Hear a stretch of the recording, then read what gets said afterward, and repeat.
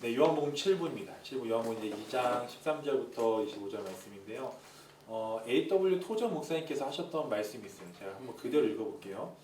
현대교회는 성도들에게 온유하고 인자하신 사랑 많으신 예수님에 대해서 가르치는 반면 진노하시고 징계하시고 심판하시는 예수님을 가르치는 것을 거부했다. 그 결과 예수님을 두려워하는 마음이 없어졌다라고 얘기하더라고요. 요한복음 2장 9절을 보면 기쁨과 희망을 주시는, 우리가 지난주에 말씀 나눴듯이 그 물이 지난 시간에 물이 포도주로 변화해서 그 기쁨이 더 기쁨이 되는 우리가 예수님을 바라봤어요. 근데 오늘 말씀을 보면 완전 대조적인 사건이에요. 예수님께서 진노하시고 화를 내시는 사건이에요. 그래서 이 안에 사랑의 예수님과 공의의 예수님이 같이 있다는 거예요. 근데 교회는 너무 이렇게 뭐 죄에 대해서나 또 예수님이 진노하시는 것에 대해서는 많이 얘기하는 걸 좀 꺼리는 것 같고, 사랑의 하나님, 그 다음에 우리에게 위로를 주시는 하나님에 대해서 얘기하고 있는 거예요. 근데 참 이 공의의 하나님, 때로는 진노하시고 노하시는 하나님, 그 예수님도 우리가 묵상하고 바라봐야 된다는 거예요. 2장 이 두 사건을 보면, 제가 이 두 사건을 봤을 때 제 마음속에 새겨진 키워드는 사랑이었어요. 사랑. 기쁨이 끊이지 않도록, 기쁨에서 좌절까지 이어지지 않도록 예수님께서 그 기쁨을 더하셨다는 것은 사랑하는 자들이 그 기쁨에서 좌절로 넘어가지 않도록 예수님께서 그렇게 하셨고, 또 뒷부분에 이 성전 정화 사건을 통하여서 잘못된 길로 가고 있는 자들을 올바른 길로 인도한 거예요. 우리가 자녀들을 키울 때 잘못된 길로 가면 어떻게든 때려 잡아서라도 올바른 길로 인도하는 것처럼, 왜 그 이유는 사랑하기 때문이에요. 사랑의 반대말은 사랑 안 하는 것이 아니라 무관심이죠. 잘못된 길로 가는 거, 잘못된 일을 하는 거, 그냥 무관심으로 이제 관심 없게 하면은 그게 잘못된 길로, 정말 사망의 길로 나아가는데, 사랑하기 때문에 잘못된 것을 예수님께서 올바르게 잡아주시는 거예요. 오늘 이 사건은 사복음서 마태, 마가, 누가, 요한복음 다 기록되어 있어요. 근데 공간복음 마태, 마가, 누가복음이죠. 이 공간복음과 요한복음에 기록되어 있는 그 위치가 다릅니다. 위치가 다른데요. 공간복음은 그 뒷부분, 이제 십자가 사건을 앞두고 나서 뒷부분에 기록하고 있어요. 그리고 요한복음은 예수님의 사역 시작하는 그 시점에 이 사건을 기록하고 있습니다. 어떤 학자는 이 사건이 두 개의 다른 사건이다라고 얘기하는 학자도 있고, 근데 대개는 한 사건인데 시간적으로 기록되어 있는 것과, 또한 요한은 의미적인 구조로 기록되어 있다고 얘기를 하고 있어요. 어디에 기록되어 있는지 중요한 건 이 사건을 통하여서 예수님께서 말씀하고자 하는 것이 무엇인지, 왜 예수님께서 이렇게 진노하셨는지를 찾아보는 거예요. 여러분이 너무나 잘 알고 있는 사건이에요. 이 사건은 어렸을 때부터 우리는 너무나 들어왔고, 어렸을 때부터 다 알고, 이 스토리는 너무나 잘 알고 있어요. 이 사건을 통하여서 이 안에 예수님께서 오늘 우리에게 전해주실 메시지가 무엇인지를 함께 나눠보려고 합니다. 우리 1절 한번 읽어볼까요? 1절 우리 같이 한번 읽어볼게요. 시작. 유대인의 유월절에 우리가 본지라 예수께서 예루살렘으로 올라가셨더니. 제가 요한복음을 개관할 때 한 몇 달 전이죠. 그때 예수님께서 공생의 3년을 우리가 얘기를 하는데, 그 3년을 추측하고 그 3년을 우리가 알 수 있는 방법은 요한복음 때문이라고 했어요. 요한복음에 유월절을 1년에 한 번 오는데 예수님께서 1년에 그 유월절을 3번 올라가셨다라고 요한복음에 기록되어 있어요. 그 3번 중에 오늘 첫 번째 유월절이 나옵니다. 첫 번째 유월절에 나오는데 이 유월절에 보면 좀 저만 이상하게 느낄 수 있는데, 제가 그 하이라이트 했는데 유대인의 유월절이라고 얘기해요. 근데 이 유월절이라는 단어가 출애굽기에 처음 나옵니다. 출애굽기에 처음 나오는데, 출애굽기에는 유월절을 어떻게 소개하는지 한번 들어보세요. 출애굽기 12장 11절에 너희는 그것을 이렇게 먹을지니 허리에 띠를 띠고 발에 신을 신고 손에 지팡이를 잡고 급히 먹으라. 이것이 여호와의 유월절이라. 27절 너희는 이르기를 이는 여호와의 유월절 제사라. 48절 너희와 함께 거류하는 타국인이 여호와의 유월절을 지키고자 하거든. 무엇이 달라요? 네. 구약에서는 여호와의 유월절이라고 얘기해요. 근데 이 신약에 와서는 요한은 유대인의 유월절이라고 기록하고 있어요. 요한이 유대인이라는 단어를 요한복음에서 많이 썼습니다. 한 70번 이상을 썼는데 대부분 다 부정적인 의미로 썼어요. 그래서 여기서 여기서 우리가 볼 수 있는 건 유월절에 이제 변질된 거, 유월절에서 드린 이 성전이 변질되고 있다는 것을 그 안에 내포되고 있다는 것을 볼 수 있어요. 유월절은 1년에 한 번 드리는 유대인의 엄청 큰 절기였습니다. 그래서 그 예루살렘 그 근처에 살았던 사람들이 이거 추측이에요. 예루살렘의 근처에 살았던 사람들이 평균 인구가 한 10만 정도 되는데 이 6월절이 되면 온 세계에 퍼져 있는 사람들이 다 예루살렘 모입니다. 그래서 한 뭐 대개는 뭐 2배 이상의 인구가 한 곳에 모인다고 합니다.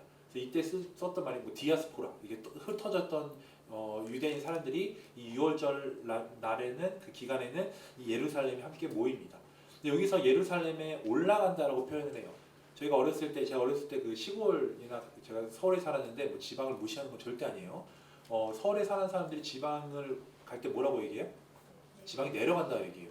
그리고 지방에 있는 사람이 서울을 올라갈 때 올라간다고요. 이 지역적인 특징으로 내려간다, 올라간다 얘기하는데요. 여기서 이 예루살렘에 올라간다는 그 요한복음을 보면은 대부분 예루살렘 다 올라간다고 표현해요.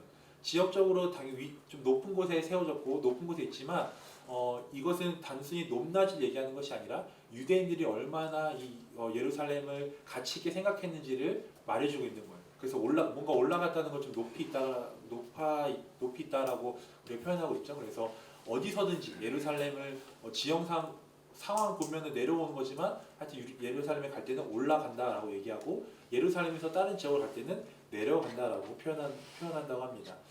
그렇게 높은 가치관을 갖고 있던 이 예루살렘 성전의 본질이 어떻게 변질되었는지 우리가 14절을 보면 명확하게 나와지고 있어요. 14절을 함께 제가 읽어볼게요. 성전 안에는 소와 양과 비둘기 파는 사람들과 돈 바꾸는 사람들이 앉아 있는 것을 보시고라고. 여기서 두 종류의 사람들이 나옵니다. 소와 양과 비둘기를 파는 사람과 돈을 바꿔주는 사람이에요. 소와 양과 비둘기 하면은 이 시대 우리가 많이 생각하는 게 뭐예요? 제사의 제물이에요. 유월절 예루살렘 성전에 모여서 하는 것들은 제사를 드리고 지금은 예배를 드리고 그 제물을 드려요. 근데 이때 제물은 어떤 제물이어야 되냐면 흠이 없는 제물이어야 돼요. 그래서 사람들이 이제 각자 흩어지고 멀리서 오는 사람들 있잖아요. 근데 멀리서 사는 사람들이 그 흠 없는 제물을 이 예루살렘까지 갖고 오는 것은 참 쉽지 않아요. 뭐 이때 비행기가 있었습니까? 뭐가 있었습니까? 그냥 데리고 오는 거예요. 그래서 집에서는 흠 없는 제물이었는데 오다가 넘어지거나 오다가 뭔가 다치거나 흠이 생기면 결국 그 앞에까지 데리고 왔는데 안타깝게도 흠이 있다고 해서 제물을 바치지 못하는 경우가 있어요. 그래서 그 사람들의 편의를 위해서 이제 예루살렘에서 이 제물을 사게 하는 일이 있었습니다. 또한 제사를 드릴 때 성전세를 드려요. 성전세를 드리는데 이 성전세는 이때 드릴 때는 세겔이라는 세겔이라는 화폐를 드렸습니다. 근데 대부분 이제 로마 화폐를 쓰는 사람들이 있겠죠. 로마 화폐는 여러분 아시겠지만 그 안에 가이사랴가 있어요. 그리고 그 안에 뭐라고 쓰여 있냐면 가이사랴는 우리 주님이십니다라고 쓰여 있어요. 그래서 이 로마 화폐로 성전세를 낼 수 없어서 이제 이것을 환전해야 돼요. 그런데 그들이 살고 있는 동네에는 환전소가 많이 있지 않았습니다. 그래서 예루살렘에 와서 여기서 환전할 수 있도록 환전소를 마련했어요. 편의를 제공한 거죠. 예를 들면 저희 이 예가 맞는지 모르지만 우리가 여행을 갈 때 대부분 이제 여기서는 간편하게 가고 여행지에 가서 이제 물건을 사자, 뭐 무거운 거나 뭘 사자라고 얘기하잖아요. 그리고 떠납니다. 떠나면 이제 여행지 안에 들어가면 어떻게 돼요? 집에서는 500원이었는데 여행지 가면 1,000원이고. 제가 며칠 전에 어느 휴양지를 갔는데 거기 갔는데 가격표가 안 붙어 있어요. 몰라요. 그냥 사장님이 말하는 게 가격표예요. 그래서 약간 좀 속는 것 같은데 이 상황을 보면 겉으로 보면 이 예배를 드리는 사람, 제사를 드리는 사람들에게 편의를 제공하는 것처럼 보여요. 하지만 그 안에는 썩어 문드러 빠진 그 변질되어 있는 그 성전 안에 냄새나는 성전 안을 바라보게 됩니다. 그래서 오늘 말씀에 보면 장사하는 집 또한 공간복음에서는 강도의 소굴로 만들지 말라라고 말씀하고 있어요. 재물을 팔고 있고 성전세를 환전해주는 사람들을 강도라고 말씀하시고 우리 이곳을 장사하는 집이라 만들지 말라고 말씀하시는데 오늘 예수님께서 보셨어요. 그것을 보셨다는 것은 1장에서 보시다라는 얘기가 참 많이 나왔어요. 그 제자들을 보시고 나오시는 거 보시고 거기서 보셨다는 것은 긍정의 의미지만 여기서 예수님이 보셨다는 것은 부정의 의미입니다. 그 부정의 의미예요. 어떤 것을 보셨을까요? 역사에 따르면 흠이 없는 재물을 예루살렘에 가져와요. 가지고 오면 이것을 판정을 합니다. 거기 이제 제사를 드리는 제사장들이 이것이 흠이 있다 없다라고 판정을 해요. 그런데 어떻게 판정하냐면 흠이 없는데도 있다고 판정합니다. 왜냐하면 거기서 재물을 사게 하기 위해서 그렇게 잘못된 판정을 하고 또 그 안에서 사는 재물은 대개는 3배 또는 많게는 5배 더 많은 가격을 매겨서 아까 제가 휴양지 갔을 때 가격이 없어서 그냥 파는 사람이 알아서 하는 것처럼 그냥 어떻게 보면 속고 사는 거예요. 어쩔 수 없이 그렇게 사는 거예요. 그렇게 폭리를 취하고 본인의 이득을 취하는 이익 창출을 위해서 그렇게 장사를 합니다.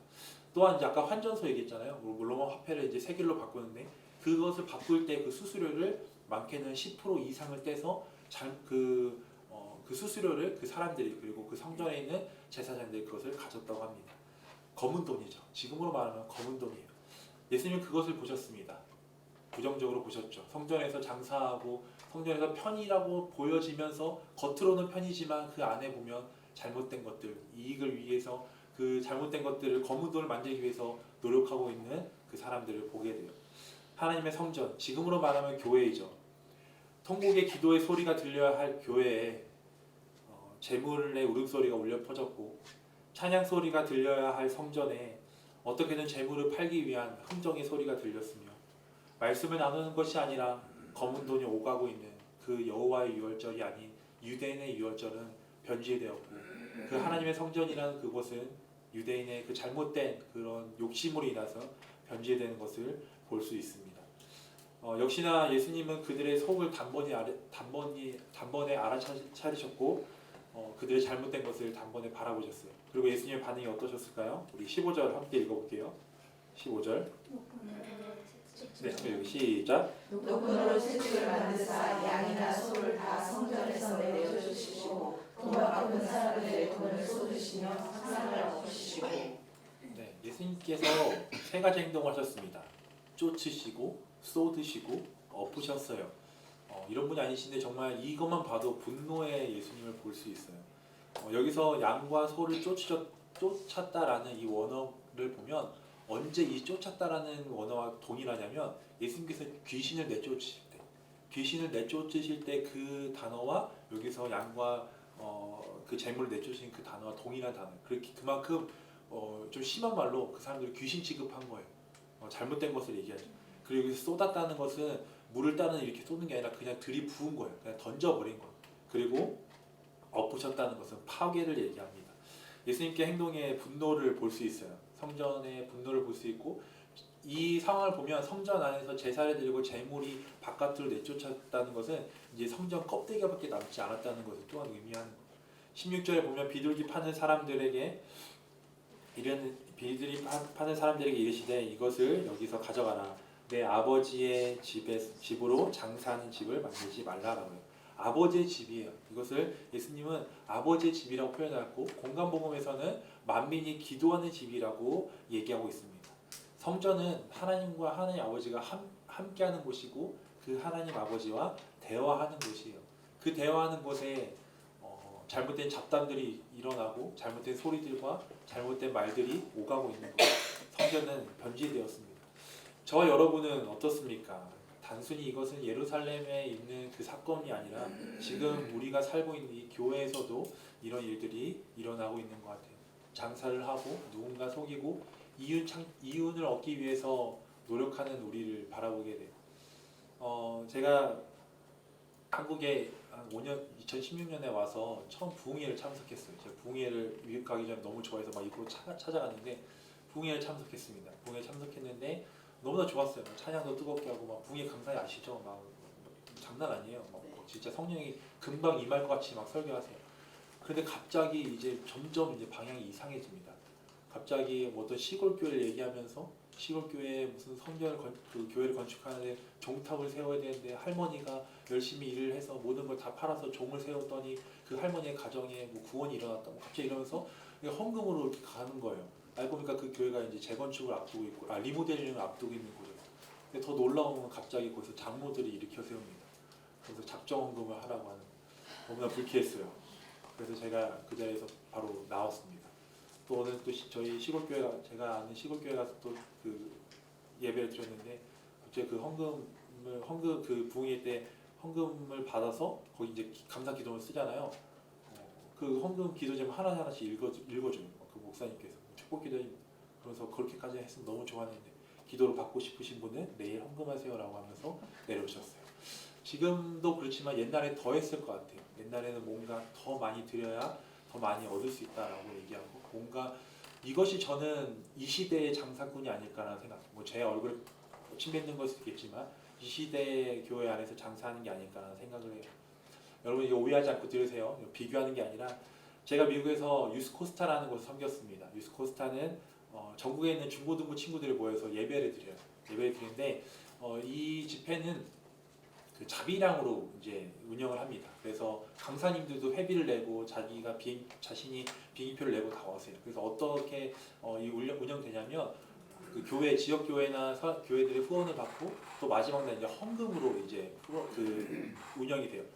근데 이제 저희 간사님들도 이제 헌금을 이렇게 말하면 좋지만 이제 표현 안 하지만 이제 기대를 하죠. 왜냐면 헌금이 들어와야 또 저희가 또 준비를 하니까.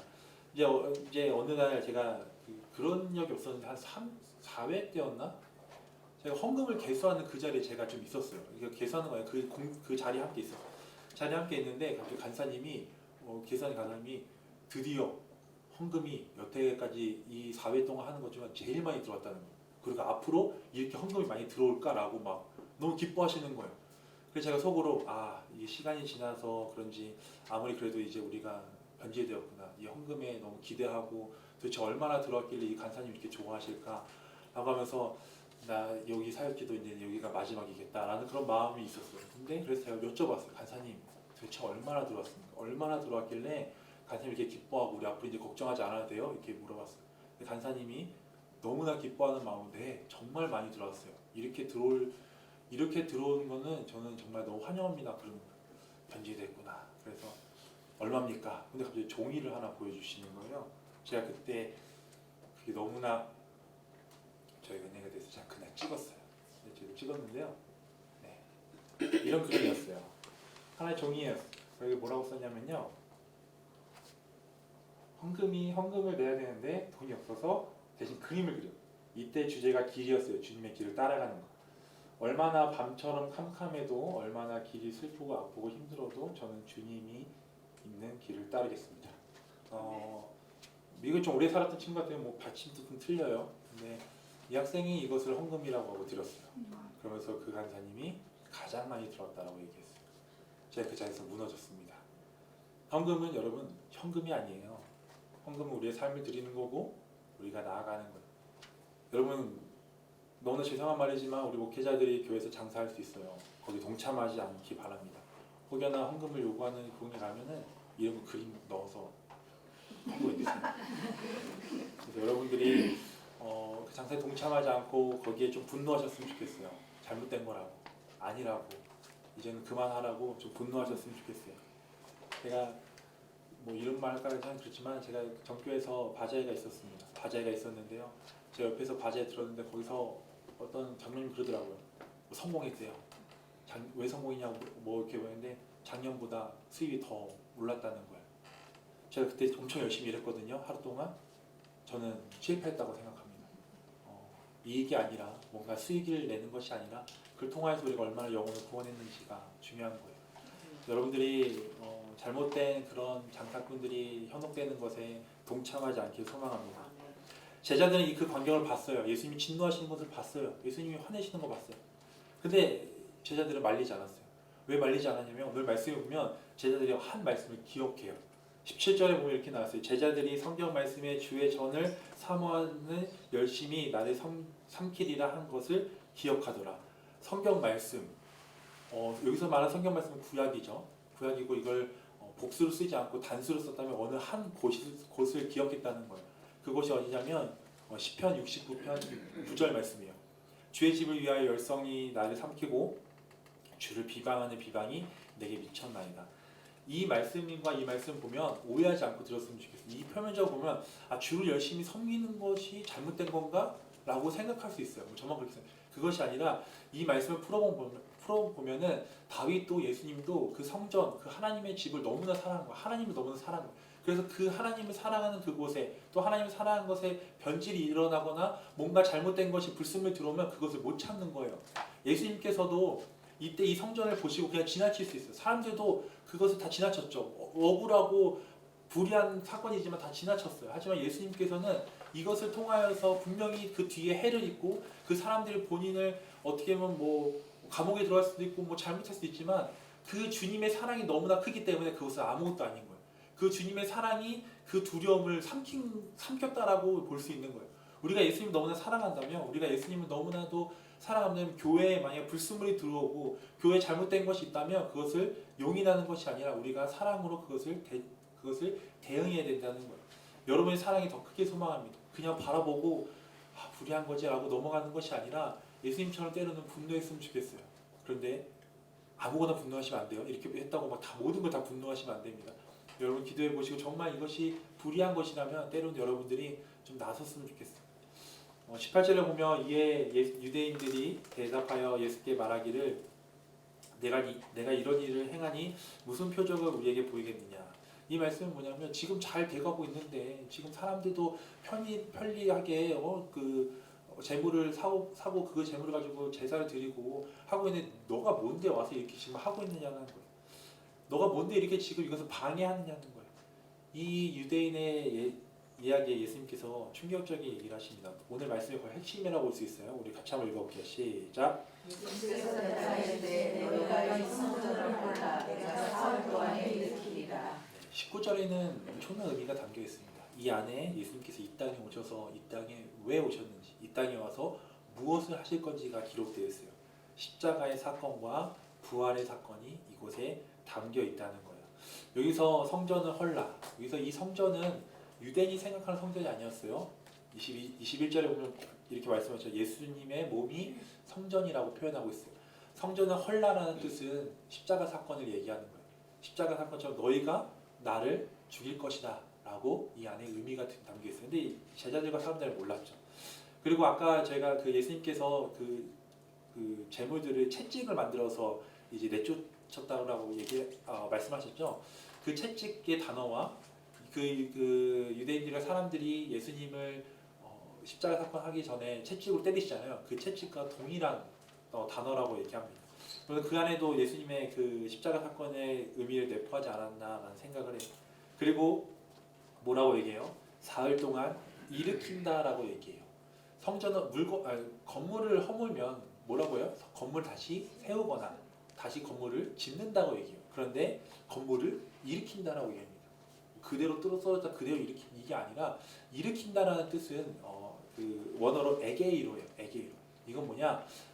죽은 사람이 일어날 때 그때에 사용하는 거예요. 그래서 나사로를 살리실 때 일어나라라고 할 때 이때 에게이로를 사용하셨어요. 이것처럼 성전을 헐고 사흘 만에 일으킨다라는 말은 성전을 다시 더 멋있게 짓는다는 얘기가 아니라 예수님의 부활 사건을 얘기하고 있다는 거예요.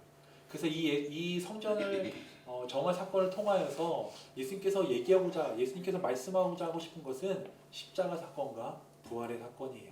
이 성전을 헐고 이 너희들이 바라보고 있는 이 성전이 아니라 내가 이 땅에 온 성전이다. 내가 너희들의 성전이다라고 말씀하시고 그 성전이 죽어서 다시 부활한다라고 얘기하고 싶으신 것, 이 사건의 핵심이라는 거예요. 오늘 말씀을 통해서 교회와 우리 여러분과 제 자신에 적용할 수 있는 부분이 무엇일까요? 교회는 성도들의 편의를 위해서 이윤을 창출하거나 성도들의 편의를 위해서 장사해서는 안 된다는 거예요. 겉으로 보기에는 좋아 보이지만 그 안에는 잘못된 사람들의 욕심과 욕망이 들어있으면 안 된다는 거예요. 성전 안에는 예수 그리스도가 있어야 된다는 거예요. 제가 서두에 잠깐 깜빡하고 말씀 못 나눴는데요. 이 장사하는 사람들, 이 재물을 바꾸고 환전소가 그 첫 구절에 보면 우리가 읽은 첫 구절에 보면 성전 안이라고 얘기하고 있어요. 그래서 역사에 보면 이 처음에 성전 안이 아니었어요. 성전 밖에 있었던 거였어요. 성전 밖에 있었던 것이 점점점 안으로 들어오게 된 거죠. 성전 안에 그런 것들이 가득 차 있으니 예수님이 들어올 자리가 없는 거예요. 예수님이 들어올 곳이 없는 거예요. 불순물이 들어와서 예수님이 들어올 곳이 없게 되는 거예요. 성전은 변질되었고 교회의 본질이 변질되었어요. 우리가 무언가 성도들에게 사람들에게 좋은 것을 눈에 보이는 좋은 것을 주기 위해서 성도들 더 많이 모이기 위해서 때로는 예수님을 바깥으로 내쫓는 경우가 있어요.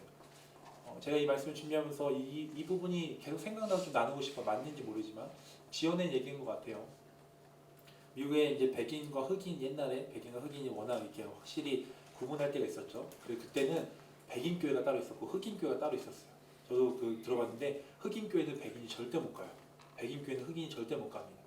근데 이게 지어낸 얘기인 것 같아요. 흑인 죄송해요 이렇게 표현해서 네, 흑인 친구가 이제 교회 너무 가고 싶은데 주변에 다 백인 교회밖에 없는 거야. 그래서 이제 그래도 가고 싶어서 이제 가서 문을 두들겼어요. 그런데 거기 교회 교인들이 들어오면 안 된다. 여기는 백인들만 있는 곳이고 너가 들어오면은 이 교회가 이 예배가 다 흐트러져라고 한 거. 그러니까 이 흑인이 너무나 상심을 한 거죠. 어느 교회를 가도 다 거절하는 거, 다 내쫓는 거. 그래서 이제 너무나 상심해서 그 교회 앞에서 가만히 앉아서 울고 있었다 합니다. 근데 갑자기 옆에서 누가 어깨를 툭툭 쳐요. 예수님이 오신 거예요. 지어낸 거예요. 예수님이 오신 거예요. 그래서 뭐 이런저런 얘기를 한 거예요. 그래서 그 흑인 친구의 얘기를 막 듣고 나더니 예수님께서 마지막에 되게 의미심장한 얘기를 하십니다. 뭐라고 얘기하시냐면 괜찮아. 나도 이 교회 한 번도 들어가 본 적이 없어. 그렇게 얘기하더라고요. 교회 편의를 위해서 교회가 만드는 그런 잘못된 세상의 율법으로 인해서 사람들은 많이 들어오는데 예수님을 문 앞에서 분전박대하는 우리들의 교회를 보게 돼요. 너무나 안타깝죠. 저 여러분에게 적용하고 싶은 건 예수님께서 본인의 몸을 성전이라고 말씀하셨고 또 성경에 보면 우리의 몸을 성전이라고 말씀하셨어요. 우리의 몸을 장사하는 곳으로 만들지 않기 소망합니다. 내가 믿음 생활하는 것이 내가 교회에서 예배 드리는 것이 무언가 이윤을 창출하기 위해서 무언가 더 좋은 것을 얻기 위해서 내가 섬기는 것이 무언가 더 좋은 것을 받기 위해서 내 안에 그런 욕심과 욕망이 내 안에서 장사하지 않는 내 안에서 그런 장사꾼이 너무나 많아서 예수님이 들어오지 못하는 그런 일들이 일어나지 않길 소망이에요. 제가 곰곰이 생각해봤어요. 어제 이제 말씀을 마무리하면서 저희 혼자의 상상이에요. 과연 예수님께서 우리 하늘궁교에 오셨을 때 어떤 것을 보시고 어떤 것을 내쫓으실까? 어떤 것을 엎으실까? 어떤 것을 뒤엎으실까? 그런 고민하면 안 되는데 그런 고민하는 그 순간 제가 먼저 떠오른 것이 내가 아닐까라는 생각을 하게 됐어요. 내가 될 수도 있겠구나. 내가 내쫓임 받을 수 있고 내가 사역자라는 타이틀로 성도들에게 무언가 얻어내려고 하는 그 욕심과 욕망이 내 안에서 장사하고 있지 않을까. 두려움이 찾아오더라고요. 그래서 하나님께 회개했어요. 하나님, 제가 사역자가 돼서 사역자라는 타이틀을 가지고 성도들에게 뭔가 이윤을 창출하고 하려고 했던 제 마음을 회개합니다. 저도 모르게 이기적인 마음을 갖고 있었고 이 마음을 회개합니다. 그렇게 회개하게 되었어요. 여러분 안에 우리는 다 성전이에요. 우리 안에 우리가 만든 장사꾼들이 수많이 숨어 있는 것을 보게 됩니다. 그 장사꾼들을 여러분들이 채찍을 만들어서 하나씩 내보내세요. 욕심이라는 장사꾼, 욕망이라는 장사꾼, 성공과 돈을 요구하는 그런 장사꾼들을 성전 밖으로 다 내쫓으셔야 됩니다. 오늘 말씀 마무리하면서 여러분과 함께 나누시면 찬양이 떠올랐습니다.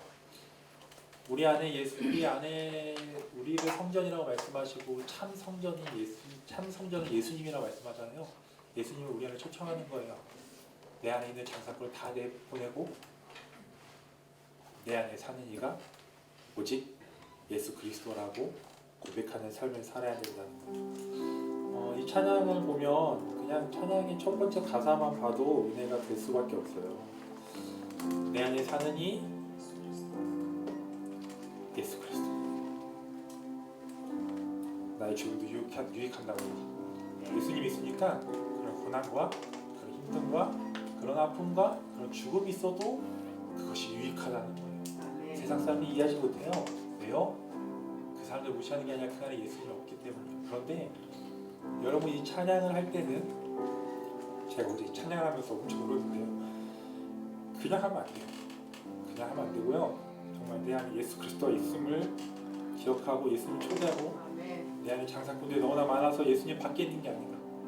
이 성전 안에 장사꾼 너무 많아서 예수님 밖에서 기다리고 계신지 않는가를 한번 생각해봐서 채찍을 만들어서 여러분 안에 장사꾼을 내보내시고 내 안에 사는 것이 예수 그리스도라고 고백하는 여러분 되게 소망합니다.